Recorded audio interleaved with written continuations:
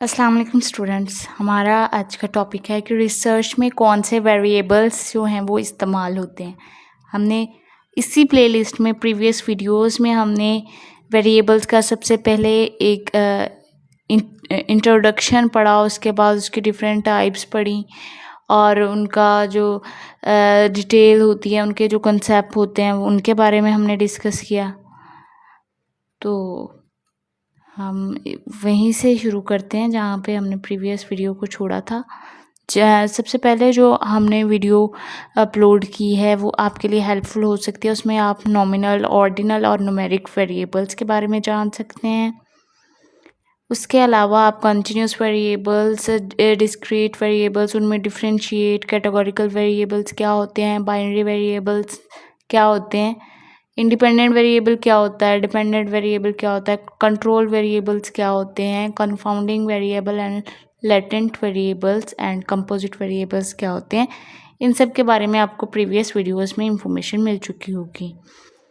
लेकिन अगर आप ये वीडियो सबसे पहले देख रहे हैं तो अगर आपको किसी और वेरिएबल्स के बारे में इंट्रोडक्शन चाहिए तो मेरी प्रीवियस वीडियोस देख लें।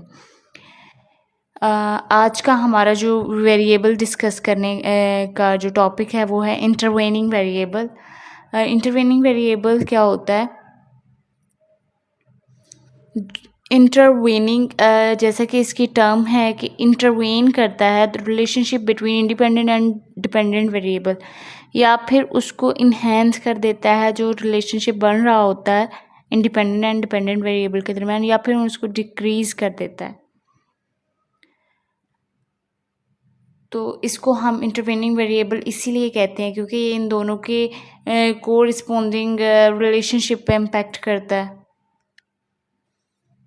उसके बाद आ जाता है extraneous variable. Extraneous variable is an experiment variable होता है। एक्सपेरिमेंट्स में हम इसको नोट डाउन कर सकते हैं और इसमें हम देखते हैं कि रिसर्च जब हम कर रहे होते हैं तो उसके अफेक्ट्स को चेक कर रहे होते हैं। कंट्रोल्ड इन्वायरमेंट में जब हम एक्सपेरिमेंट्स कंडक्ट करते हैं तो इन्वायरमेंट का इम्पैक्ट चेक करते हैं, डिफरेंशिएट करते हैं, एक्सट्रेनियस वेरिएबल्स को नोट डाउन करते हैं कि कौन सा एक्सटर्नल इन्वायरमेंट है जो इम्पैक्ट कर रहा है।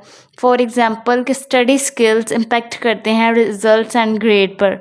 तो कैसा इन्वायरमेंट है जो दिया जा रहा है स्टूडेंट्स को, जो इन्वायरमेंट है वो एक्सटेरियस जो है वो वेरिएबल है, एक एक्सटर्नल वेरिएबल है जिसको समटाइम कंसीडर नहीं किया जाता है, इग्नोर कर दिया जाता है और वो एक ह्यूज इम्पैक्ट आ रहा होता है रिसर्च स्टडी पर। इसीलिए इसको समझना, अंडरस्टैंड करना बहुत ज़रूरी है कि क्या चीज़ है जो हमारे रिसर्च पर इम्पैक्ट कर सकती है, और ख़ास तौर पर ये यूज़ होता है एक्सपेरिमेंट्स में। जैसा कि हमारे पास कोई भी इन्वायरमेंटल सोशल स्टडी से रिलेटेड एक्सपेरिमेंटल स्टडी अगर हम कंडक्ट करें तो अगर हमें पता हो कि कोई हम ऑब्ज़र्व कर रहे हैं किसी चीज़ को या कोई हमें ऑब्ज़र्व कर रहा है, दोनों सूरतों में हम अलर्ट पोजीशन में रहेंगे। अगर हम किसी को ऑब्ज़र्व कर रहे हैं या कोई हमें ऑब्ज़र्व कर रहा है, दोनों सूरत में हम जो अलर्टनेस है वो हमारे जो एक्सपेरिमेंटल स्टडीज़ होती हैं उन पर इम्पैक्ट जो करेगी। लेकिन कैसे इन्वायरमेंट में कितना अलर्ट हुआ है ये एक्सटेनियस वेरिएबल्स में आ जाता है। फॉर एग्ज़ाम्पल अगर वर्कर हैं और वो बहुत हाई लाइट में काम करते हैं और डे टाइम में हाई लाइट की यूज़ होता है उनके यहाँ, तो जब वो उनकी आँखों पर जो इम्पैक्ट होगा और हम देखेंगे कि ज़्यादातर लोग जो हैं वहाँ पे उनकी आँखें अफेक्टेड हैं, तो हम कहेंगे कि ये काम करने से अक्सर आम बग़ैर रिसर्च के अगर बात करें, बग़ैर एक्सपेरिमेंट के बात करें, तो ये कहा जाएगा कि ये जो इस फैक्ट्री में काम करते हैं उनकी अक्सर नज़र पे इम्पैक्ट पड़ता है। और अगर बाकायदा गहराई से कोई देखे तो ये कि हाई लाइट के इस्तेमाल के काम करने से इम्पैक्ट नहीं आता, हाई लाइट के यूज़ से इम्पैक्ट आता है। तो ये एक ऐसे वेरिएबल्स हैं जो रिसर्च में नोट डाउन करना इंतहाई ज़रूरी है, इसीलिए यहाँ पे डिस्कस कर रही हूँ।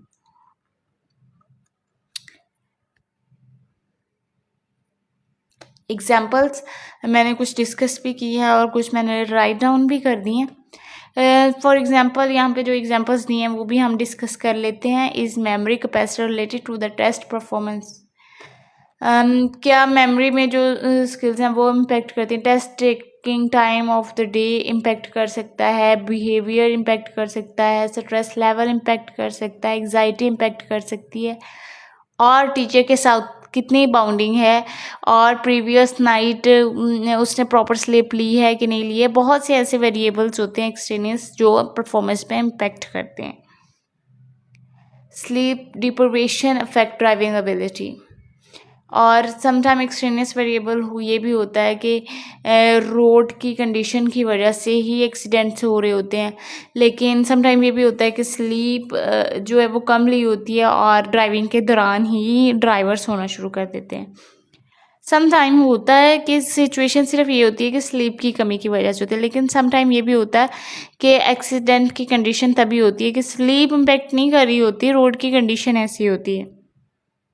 और समटाइम ये भी चीज़ इम्पेक्ट कर रही होती है कि न्यूली जो ड्राइविंग करना सीखते हैं वो ज़्यादा हादसात का शिकार होते हैं और ज़्यादा हाई ट्रैफिक रोड्स पे नहीं जा सकते, लेकिन वो चले जाते हैं. तो ये भी एक एक्सट्रेनियस वेरिएबल है.